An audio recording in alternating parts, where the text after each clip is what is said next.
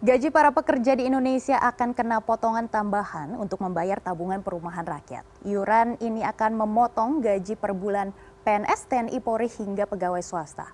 Lantas, berapa besarnya dan bagaimana perhitungannya?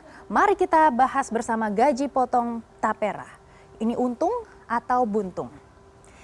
Ya, kita lihat Presiden Joko Widodo menerbitkan aturan terbaru mengenai simpanan tapera yang diatur dalam Peraturan Pemerintah Nomor 21 Tahun 2024 yang merupakan revisi dari Peraturan Pemerintah Nomor 25 Tahun 2020 dan pasal 7-nya ini merinci jenis pekerja yang wajib menjadi peserta tapera, yakni ada ASN dan tidak hanya ASN, TNI, Polri dan juga BUMN, melainkan termasuk pekerja swasta. Semuanya ini juga termasuk menjadi peserta tabungan tapera ini. Baik, dan kita lihat selanjutnya besaran simpanan tapera. Dalam pasal 15 disebutkan besaran simpanan pemerintah tetapkan sebesar 3% dari gaji pekerja yang ditanggung bersama oleh pemberi kerja. Ini 0,5%, yakni pengusaha ini semuanya harus menyumbang 0,5% dan kalau misalnya pekerja seperti kita, gaji kita akan dipotong sebesar 2,5%. Dan masyarakat yang sudah memiliki rumah pun ini wajib ikut ya untuk simpanan tapera ini. Nah, nantinya sebagian uang masyarakat yang sudah punya rumah akan digunakan untuk membantu masyarakat yang ingin memiliki rumah atau istilahnya subsidi silang. Nah, ini penting. Kita garis bawahi, subsidi ya. Nah, skema ini dinilai sesuai dengan prinsip BP Tapera yaitu gotong royong. Dana yang dihimpun akan dikelola oleh BP Tapera sebagai simpanan dan akan dikembalikan setelah peserta pensiun yakni ketika berusia 58 tahun. Jadi kalau misalnya kita sudah simpan dana ini selama 30 tahun dan waktu kita umur 58 tahun, kita bisa klaim balik semua uang yang kita simpan ini, yakni yang sudah dipotong 2,5%. Sekarang, mari kita simulasikan bersama. Ya, misalnya Anda pekerja swasta dengan gaji UMR Jakarta sebesar 5.067.381 ya. Ini kita pakai angka ini.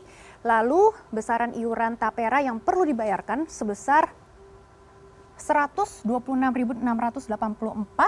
2,5% per bulannya.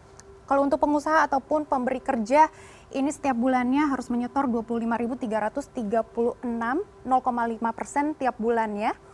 Dan kemudian total yang dikumpulkan di tabungan tapera adalah 152.020 per bulan. Dan kalau misalnya kita kali 30 tahun, ini satu orang simpan di tabungan tapera sebanyak 54.727.200. Dan menurut Komisioner BP Tapera Heru Pudiyo Nugroho, hasil pemupukan dana tapera ini berkisaran di antara 4,5 hingga 4,8%. Nah, ini artinya itu seperti bunga begitu ya. Kalau misalnya kita tabung di bank konvensional, tadi pagi baru saya cek yang paling terbaru tahun 2024. Kalau misalnya di perbankan bank konvensional buku 4 itu kira-kira 2,5% sampai 4%. Ya, memang bunga tapera ini lebih tinggi sedikit ya dari bank-bank konvensional. Tapi kalau misalnya kita perbandingkan dengan bank digital, ini kira-kira bunga depositonya bisa dari 5% hingga 10%. Sekarang kan banyak ya bank digital yang menawarkan bunga-bunga yang tinggi. Nah, tapi Heru juga mengaku pihaknya juga tengah menggodok alternatif lain bagi peserta yang sudah punya rumah untuk memiliki benefit ataupun keuntungan lainnya. Namun yang harus kita pertanyakan adalah bentuk subsidi silang tadi.